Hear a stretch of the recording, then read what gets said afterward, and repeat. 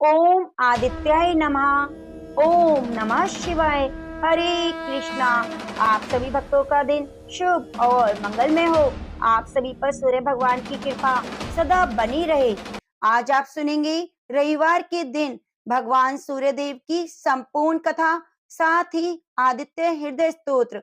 आपसे निवेदन है आप इस कथा को पूरा सुनिए, जिससे आपको भगवान सूर्य देव की कृपा प्राप्त हो। और कथा सुनते हुए वीडियो को लाइक करके कमेंट बॉक्स में सूर्य भगवान की जय जरूर जरूर लिखिए। तो आइए कथा को सुनते हैं। जय श्री गणेश। पौराणिक वृत्त कथा के अनुसार प्राचीन काल में किसी नगर में एक बुढ़िया रहती थी। वह प्रत्येक रविवार को सुबह उठकर स्नान आदि से निवृत्त होकर अपने आंगन को गोबर से लीपकर स्वच्छ रखती थी। फिर सूर्य देव की पूजा करके भोजन तैयार कर भगवान को भोग लगाकर ही स्वयं भोजन किया करती थी। भगवान सूर्यदेव की कृपा से उसे किसी भी प्रकार का कोई कष्ट या चिंता नहीं थी। धीरे धीरे उसका घर धन धान्य से भर गया। उस बुढ़िया को सुखी होते देखकर उसकी एक पड़ोसन बुरी तरह जलने लगी। बुढ़िया ने तो गाय पाल नहीं रखी थी, इसलिए रविवार के दिन घर लीपने के लिए वे अपनी पड़ोसन के आंगन में बंधी हुई गाय का गोबर लाया करती थी। पड़ोसन ने कुछ सोचकर एक दिन अपनी गाय को घर के अंदर बांध दिया। अगले दिन रविवार था और गोबर नहीं पाने के कारण उस दिन बुढ़िया ने सूरज भगवान को भोग नहीं लगाया। जब भोग नहीं लगाया तो उस दिन उसने स्वयं भी भोजन नहीं किया। इस प्रकार सूर्य अस्त होने पर वह बुढ़िया भूखी प्यासी ही सो गई।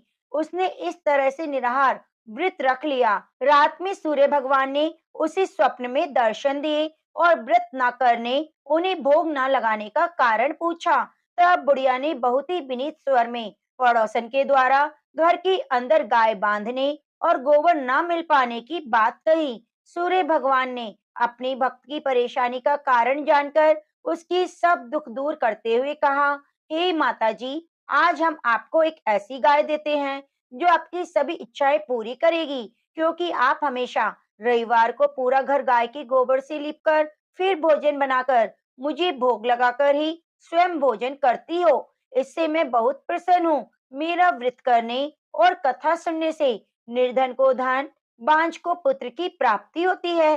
स्वप्न में बुढ़िया को ऐसा वरदान देकर भगवान सूर्य अंतर्ध्यान हो गए। प्रातःकाल सूर्य देव से पहले उस बुढ़िया की आंख खुली तो वे अपने घर के आंगन में सुंदर गाय और उसके बछड़े को देखकर हैरान हो गई। गाय को आंगन में बांधकर उसने जल्दी से चारा खिला दिया। पड़ोसन ने उस बुढ़िया की आंगन में बंधी सुंदर गाय और बछड़े को देखा तो वह और ज्यादा जलने लगी। तभी गाय ने सोने का गोबर कर दिया। गोबर को देखते ही पड़ोसन की आंखें तो खुली की खुली रह गई।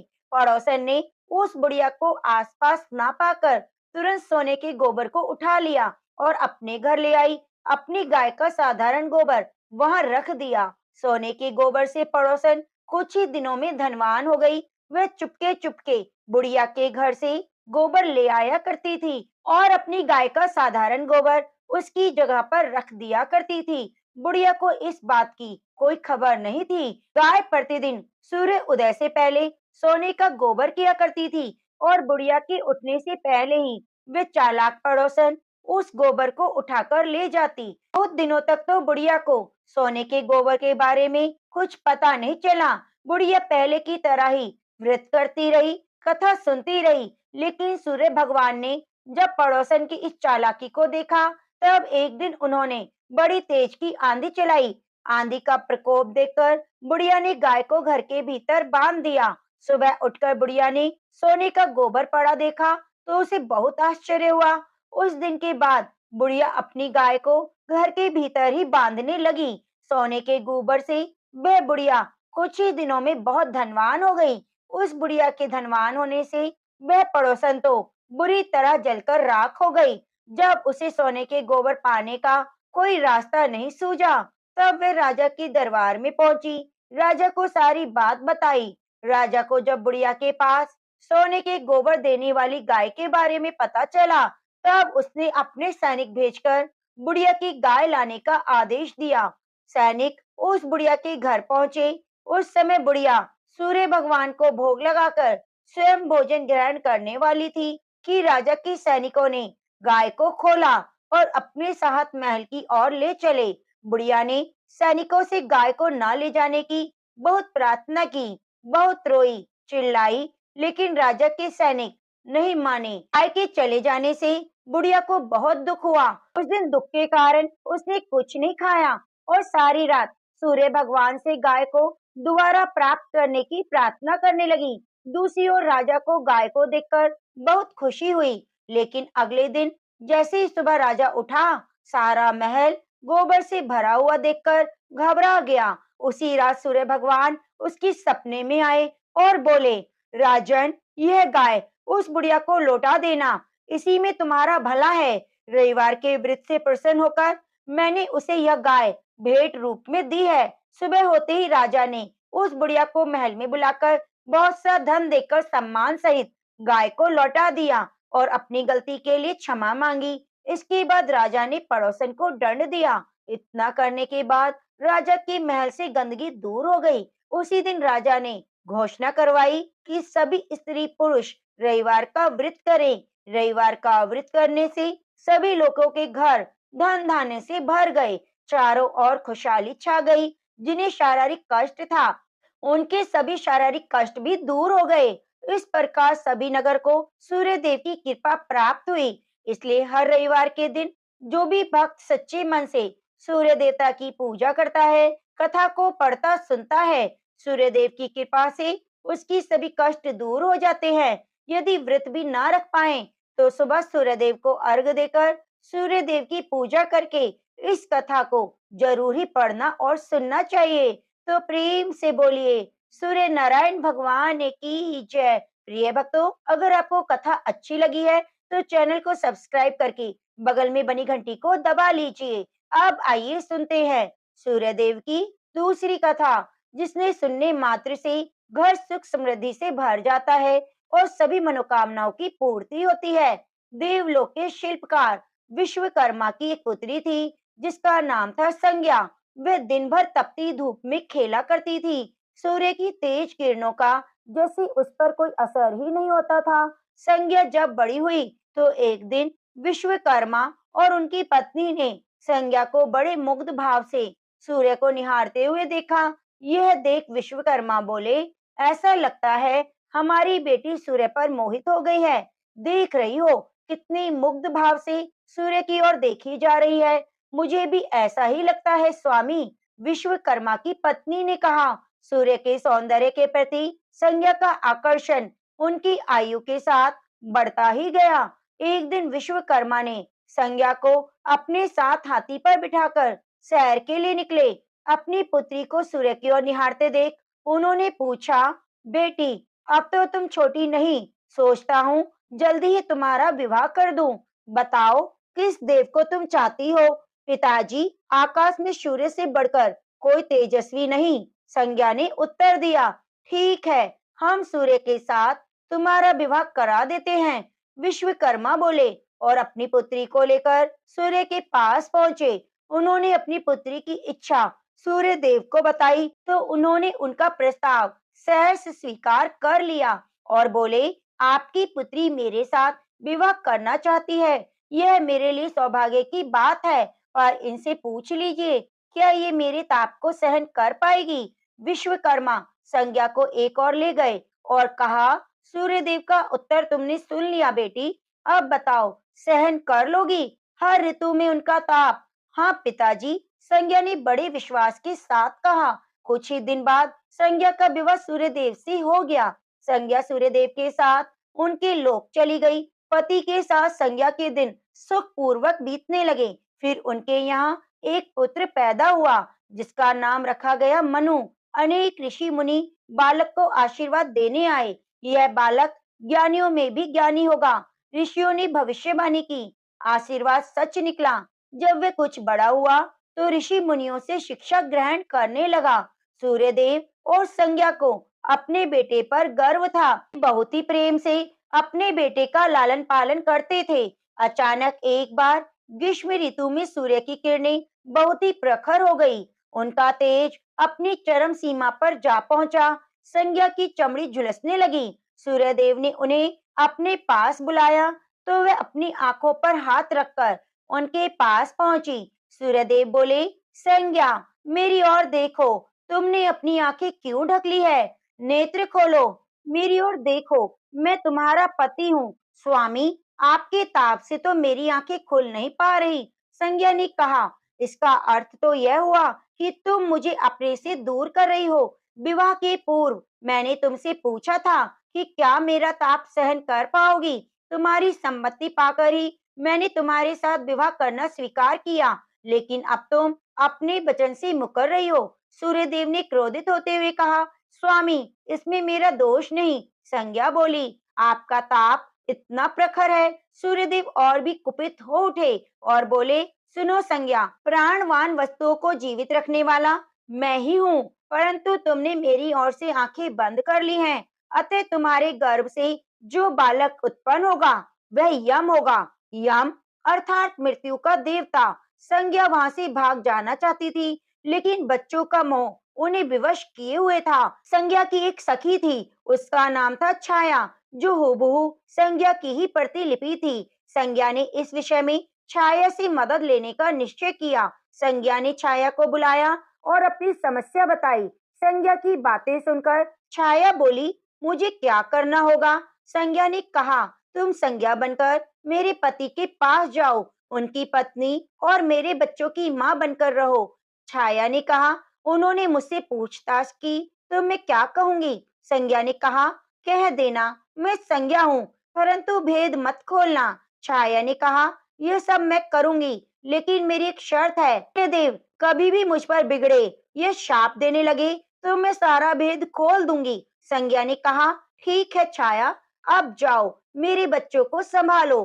तुमने मुझे बहुत ही कठिन काम सौंपा है। संज्ञा फिर भी एक भरसक प्रयत्न करूंगी, छाया बोली और वहां से चली गई। उसके जाने के बाद संज्ञा सोचने लगी, मैं मायके चली जाती हूँ, माँ और पिताजी मुझे देखकर प्रसन्न होंगे, मैं कुछ दिन वहां रहूंगी, परंतु पिताजी कहेंगे स्त्री की शोभा पति के घर में है। ऐसे विचारों में उलझी संज्ञा मायके को चल पड़ी। रास्ते में उसके मस्तिष्क में उलझने टकराने लगी। वह सोचने लगी, पिताजी जब मुझे लौट जाने को कहेंगे तब मैं जंगल में चली जाऊंगी।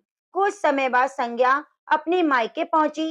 पिता ने उसका सत्कार किया और बोले, बेटी आओ, सब कुशल मंगल तो है ना? नहीं पिताजी, आपने ठीक ही कहा था, ग्रीष्म ऋतु में सूर्यदेव का ताप मैं सहन ना कर सकी। संज्ञा कुछ दिन वहां सुख से रही।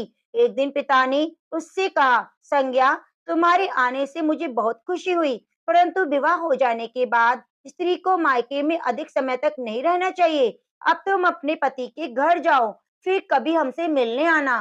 तुम मुझे बहुत प्यारी हो, किंतु पति का घर ही स्त्री का घर होता है, यही मैंने सोचा था। संज्ञा मन ही मन सोचने लगी और एक रात चुपचाप पिता का घर छोड़कर जंगल में चली गई। वह सोचने लगी, मैं सूर्यदेव के सामने नहीं जा सकती, इसलिए घोड़ी बन जाती हूँ।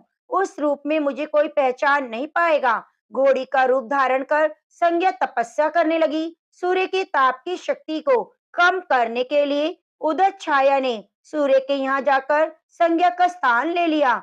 सूर्य देव ने उसे संज्ञा ही समझा। वे बोले, तुम लौट आई मेरे पास, क्षमा कर दो स्वामी, मैंने अपनी दुर्बलता को जीत लिया है। छाया खेद भरे स्वर में बोली। सूर्यदेव ने कहा, संज्ञा, मैं तो कब का तुम्हें क्षमा कर चुका हूँ, अब घर की जिम्मेदारी संभालो, बच्चों का लालन पालन करो। छाया ने कक्ष में लेटे दोनों बच्चों पर निगाह डाली और घर की जिम्मेदारियां संभाल ली। छाया इस घर में सुखी थी। वे प्राय सोचा करती थी, बेचारी संज्ञा कितना अच्छा घर त्याग कर गई है, क्या वह कभी नहीं लौटेगी? कुछ समय बीतने के बाद छाया को एक पुत्र पैदा हुआ। पुत्र पैदा होने के बाद वह कुछ चिंतित रहने लगी और मन ही मन विचार करने लगी, मुझे ये नहीं भूलना चाहिए कि मैं संज्ञा की ही छाया हूँ। छाया ने एक पुत्र और एक पुत्री को जन्म दिया। अब छाया का व्यवहार बदलने लगा। वह अपने बच्चों से तो प्यार करती थी, लेकिन संज्ञा के बच्चों को ताड़ने लगी, उनके साथ दुर्व्यवहार करने लगी। मनु ने तो विमाता के व्यवहार को नजरअंदाज कर दिया, लेकिन यम को छाया का व्यवहार खटकता रहा। माता छाया का यमुना बहन के साथ ऐसा व्यवहार करना उचित नहीं है। वे अपने बच्चों के साथ तो कितना अच्छा व्यवहार करती है, परंतु हम भाई बहन से नफरत करती है। एक दिन तो हद हो गई। छाया ने यमुना के बाल पकड़े और उसे डंडे से पीटती हुई बोली कि तुम लोग मरते भी नहीं, मर जाओ तो मेरा पीछा छूटे। जब छाया देर तक पीटती रही तो यम से रहा नहीं गया। उसने जाकर छाया का हाथ पकड़ लिया और गुस्से से बोला, माता, अब तुमने यमुना पर हाथ उठाया तो मुझसे बुरा कोई नहीं होगा। अच्छा, तेरी यह हिम्मत, मुझे धमकी देता है। ठहर, आज मैं तेरे पिता से इसकी शिकायत करूंगी। छाया क्रोध से सिहर उठी। छाया ने तो इस डर से सूर्यदेव से शिकायत नहीं की कि कहीं उनका भेद उजागर ना हो जाए, लेकिन यम और यमुना ने तंग आकर अपने पिता से शिकायत कर दी। पिताजी, ये स्त्री हमारी माँ नहीं है। यम ने कहा, हाँ पिताजी, पुत्र माता से विमुख हो सकता है, परंतु माता की ममता कभी कम नहीं होती। यमुना भी बोल उठी, मैं देख लूंगा, तुम जाओ, डरो नहीं, सब ठीक हो जाएगा। ऐसा कहकर सूर्यदेव ने बच्चों को धैर्य बंधाया, लेकिन बच्चों के जाते ही सोच में पड़ गए। बच्चे ठीक कहते हैं, यह कोई अवश्य मायाविनी है। सूर्यदेव गुस्से में भरकर छाया के पास पहुंचे, उसके केश पकड़कर झकझोरते हुए बोले, सच बताओ, तुम कौन हो, अन्यथा मैं कठोर दंड दूंगा। ठहरिए स्वामी, छाया बोली, मैं संज्ञा की छाया हूँ। वह आपकी देखभाल का कार्य मुझे सौंपे बिना नहीं जाना चाहती थी, इसलिए उसने मुझे आपके पास भेज दिया। वह कहाँ है? सूर्यदेव ने पूछा। छाया ने कहा, अपने पिता के यहाँ है। सूर्यदेव सीधा विश्वकर्मा के पास पहुंचे। उनसे पूछा, संज्ञा कहाँ है? वे तुम्हारे तेज से बचने के लिए यहाँ आई थी। विश्वकर्मा ने बताया। अब कहाँ है? मैंने ध्यान करके पता किया कि उसने घोड़ी का रूप ले लिया है। वे जंगल में घूमती रहती है और तुम्हारे तेज को घटाने के लिए तपस्या कर रही है। विश्वकर्मा ने सूर्यदेव को बताया। तो आप मेरा तेज घटा दीजिए, फिर उसे खोजने के लिए चलते हैं। सूर्यदेव बोले। विश्वकर्मा ने सूर्यदेव के तेज का 8वां भाग छांट दिया, जिससे उनका तेज घट गया। फिर वे संज्ञा को खोजने के लिए निकले। उन्होंने राहगीरों से पूछताछ की कि तुमने इधर कोई घोड़ी देखी है? हाँ, एक विलक्षण घोड़ी को हमने नदी के पास विचरण करते देखा है, राहगीरों ने बताया। उसमें विलक्षण की क्या बात है? वह घोड़ी मानवी भाषा में बोलती है। देव, राहगीरों ने उत्तर दिया, तो वह अवश्य ही संज्ञा होगी। सूर्यदेव बोले। सूर्यदेव घोड़ी के निकट पहुंचे और कहा, संज्ञा, मैं सूर्य हूँ, तुम्हारा पति। अब तुम ये घोड़ी का रूप त्याग दो। जब तक मेरी मनोकामना पूरी नहीं होगी, मैं ये रूप नहीं त्यागूंगी स्वामी। संज्ञा ने उत्तर दिया, तुम्हारी मनोकामना तो पूरी भी हो गई। सूर्यदेव ने कहा। सूर्यदेव कहते हैं। विश्वकर्मा बोले। सूर्यदेव ठीक कहते हैं बेटी, मैंने इनके तेज का 8वां भाग कम कर दिया है। पिता से आश्वासन पाकर संज्ञा ने अपना घोड़ी वाला रूप त्याग दिया और अपने स्वाभाविक रूप में आ गई। वह हर्ष और विभोर से अपने पिता से लिपट गई और फूट फूट कर रोने लगी। फिर संज्ञा ने झुककर सूर्यदेव के पांव छुए और पूछा, स्वामी, हमारे बच्चे तो सकुशल है ना? हाँ, दोनों बच्चे ठीक हैं, मनु, यम और यमुना। अब फिर से माँ मिल जाएगी। सूर्यदेव ने मुस्कुराकर कहा, मैं अब कभी भी अपना घर त्याग कर नहीं जाऊंगी। संज्ञा बोली, आप छाया को क्षमा कर देना और अपने साथ ही रखना। दोनों का मिलन देखकर विश्वकर्मा ने भी अपना आशीर्वाद प्रदान किया और सदा सुख शांति से रहने का आशीर्वाद दिया। सूर्यदेव और संज्ञा सूर्यलोक को चले गए और छाया बच्चों के साथ आनंद पूर्वक रहने लगे। तो प्रेम से बोलिए, सूर्य नारायण भगवान की जय। अब आइए सुनते हैं आदित्य हृदय स्तोत्र। हमें सूर्यदेव की कथा के साथ आदित्य हृदय स्तोत्र का पाठ जरूर सुनना चाहिए। प्रिय भक्तों, आपसे बार बार निवेदन है, अगर आपको कथा अच्छी लग रही है तो आप चैनल को सब्सक्राइब करके बगल में बनी घंटी को दबा लीजिए। वीडियो को लाइक करके कमेंट करना बिल्कुल भी ना भूलिए। सूर्यदेव की कृपा प्राप्त करने के लिए सूर्य नारायण भगवान की जय जरूर जरूर लिखिए। ओम गणेश सूर्याय नमः। अब आइए सुनते हैं आदित्य हृदय स्तोत्र। उधर श्री रामचंद्र जी युद्ध से थककर चिंता करते हुए रणभूमि में खड़े हुए थे। इतने में ही रावण भी युद्ध के लिए उनके सामने उपस्थित हो गया। यह देख भगवान अगस्त्य मुनि, जो देवताओं के साथ युद्ध देखने के लिए आए थे। श्री राम जी के पास जाकर बोले, सबके हृदय में रमण करने वाले माँ बाहो राम, यह सनातन गोपनीय स्तोत्र सुनो। वत्स, इसके जप से तुम युद्ध में अपने शत्रुओं पर विजय पा सकोगे। इस गोपनीय स्तोत्र का नाम है आदित्य हृदय। यह परम पवित्र और संपूर्ण शत्रुओं का नाश करने वाला है। इसके जप से सदा विजय की प्राप्ति होती है। ये नित्य अक्षय और परम कल्याण में स्तोत्र है। संपूर्ण मंगलों का भी मंगल है। इससे सब पापों का नाश हो जाता है। ये चिंता और शोक को मिटाने, आयु को बढ़ाने वाला उत्तम साधन है। भगवान सूर्य अपनी अनंत किरणों से सुशोभित है। ये नित्य उदय होने वाले देवता और असुरों से नमस्कृत विश्ववान नाम से प्रसिद्ध प्रभा का विस्तार करने वाले और संसार के स्वामी हैं। तुम इनका रश्मते नमः, समुद्यते नमः, देवासुर नमस्कृताय नमः, विश्वते नमः, भास्कराय नमः, भुवनेश्वराय नमः, इन नाम मंत्रों के द्वारा पूजन करो। संपूर्ण देवता इन्हीं के स्वरूप है। ये तेज की राशि और अपनी किरणों से जगत को सत्ता और स्फूर्ति प्रदान करने वाले हैं। ये ही अपनी रश्मियों का प्रसार करके देवता और असुरों सहित संपूर्ण लोकों को पालन करते हैं। यही ब्रह्मा, विष्णु, शिव, स्कंद, प्रजापति, इंद्र, कुबेर, काल, यम, चंद्रमा, वरुण, पितर, वसु, साध्य, अश्विन कुमार, मरुदगण, मनु, वायु, अग्नि, प्रजा, प्राण, ऋतुओं को प्रकट करने वाले और प्रभा के पुंज हैं। इन्हीं के नाम आदित्य, अदिति पुत्र, सविता, जगत को उत्पन्न करने वाले, सूर्य, सर्वव्यापक, खग, आकाश में विचरने वाले, पूषा, पोषण करने वाले,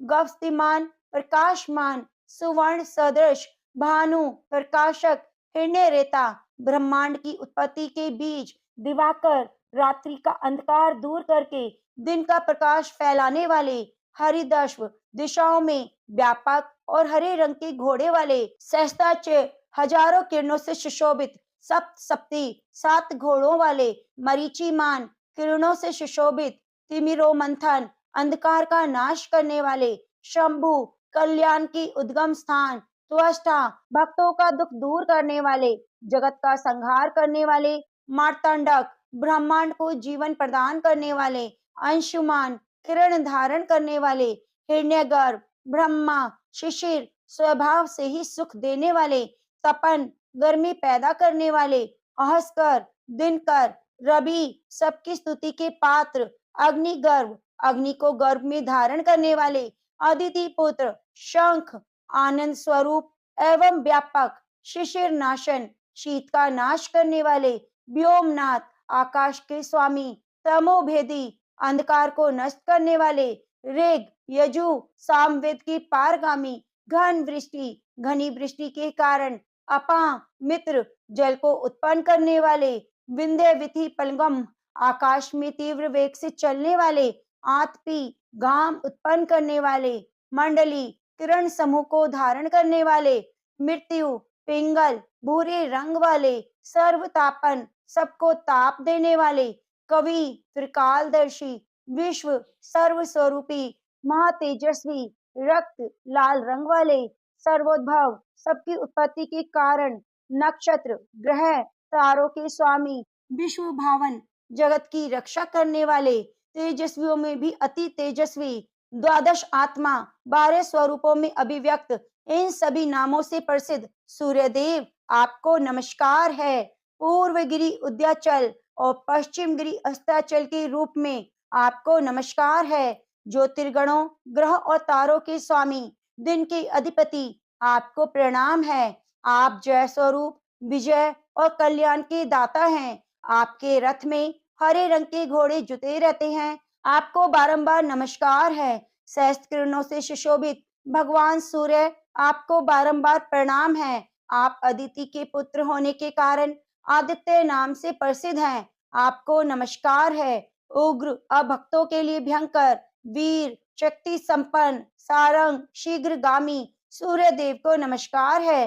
कमलों को विकसित करने वाली प्रचंड तेजधारी मार्तंड को प्रणाम है। आप ब्रह्मा, शिव और विष्णु के भी स्वामी हैं। सूर्य आपकी संज्ञा है। यह सूर्यमंडल आपका ही तेज है। आप प्रकाश से परिपूर्ण हैं। सबको सुहा कर देने वाला अग्नि आप ही का स्वरूप है। आप रुद्र रूप धारण करने वाले हैं, आपको नमस्कार है। आप अज्ञान और अंधकार के नाशक, जड़ता और शीत के निवारक, शत्रु का नाश करने वाले हैं। आपका स्वरूप अप्रमेय है। आप कृतघ्नों का नाश करने वाले, संपूर्ण ज्योतियों के स्वामी और देव स्वरूप हैं। आपको नमस्कार है। आपकी प्रभा तपाए हुए सुवर्ण के समान है।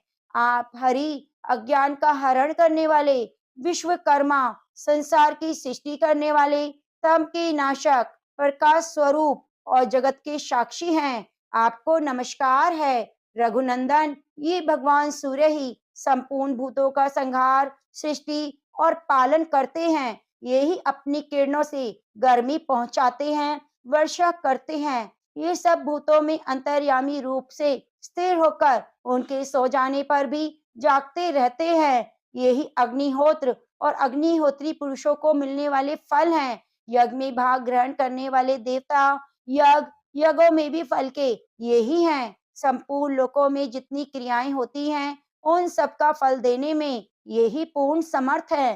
राघव, विपत्ति में, कष्ट में, दुर्गम मार्ग में, किसी भय के अवसर पर जो कोई पुरुष इन सूर्यदेव का कीर्तन करता है, उसे दुख नहीं भोगना पड़ता।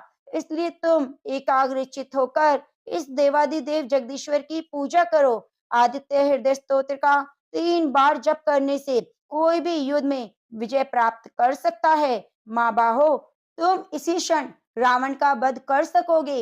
यह कहकर अगस्त्य जी जैसे आए थे उसी प्रकार चले गए। उनका उपदेश सुनकर महातेजस्वी श्री राम जी का शोक दूर हुआ। उन्होंने प्रसन्न होकर शुद्ध चित्त से आदित्य हृदय को धारण किया और 3 बार आचमन करके शुद्ध हो भगवान सूर्य की ओर देखते हुए 3 बार जप किया। इससे उन्हें बड़ा हर्ष हुआ। फिर परम पराक्रमी रघुनाथ जी ने धनुष उठाकर रावण की ओर देखा। उत्साह पूर्वक विजय पाने के लिए वे आगे बढ़े। उन्होंने पूरा प्रयत्न करके रावण के वध का निश्चय किया। इस समय देवताओं के मध्य में खड़े हुए भगवान सूर्य ने प्रसन्न होकर श्री राम जी की ओर देखा। निशाच राज रावण के विनाश का समय निकट जानकर हर्ष पूर्वक कहा, रघुनंदन, आप जल्दी करो। तो प्रेम से बोलिए